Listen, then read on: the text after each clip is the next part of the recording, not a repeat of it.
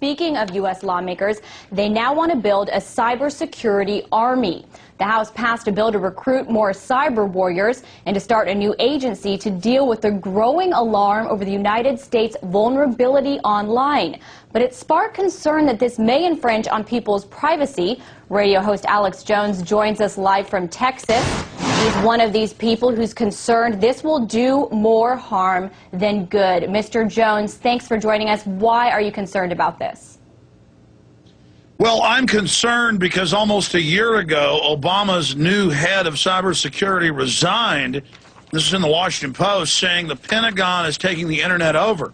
So they're telling the public it's to stop Chinese and Russian cyber attacks that are basically non-existent. That's just the cover. It's a false flag. The real architecture of this is the NSA and the Air Force are building more than a dozen centers around the country, one just a few miles from me here in Austin and San Antonio, that are spying on the American people with Google, that are tracking everything we're doing.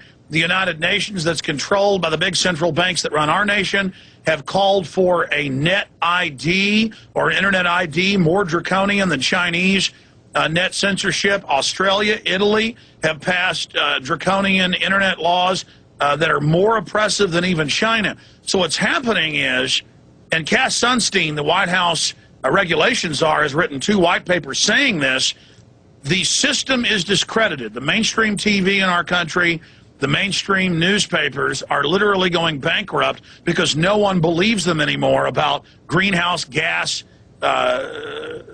ClimateGate hoaxes, swine flu hoaxes, banker bailout hoaxes, the government health care hoaxes.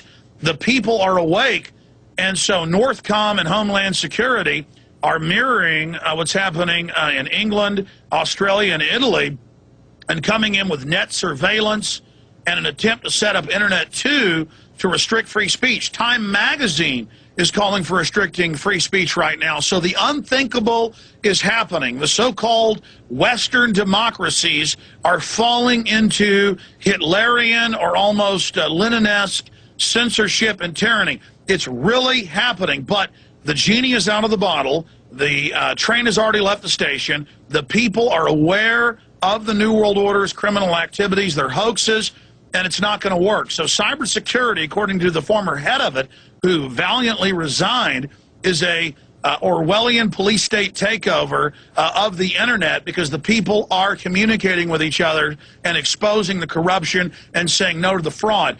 Our corrupt government is illegitimate and is aware that a peaceful renaissance, a revolution of awakening and understanding, similar to what happened in the lead up to 1776, is taking place. The American people are kicking out the oligarchs that other nations have kicked out in Africa, Latin America, and in Russia. We are not the slaves of a bunch of offshore banks, so they want to shut the web down, but it's too late for them.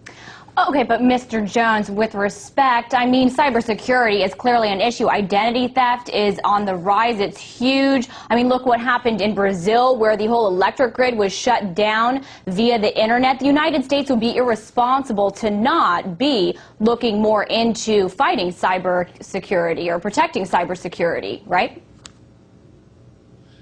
We have had staged terror attack after staged terror attack. There have been many fake cybersecurity crises created.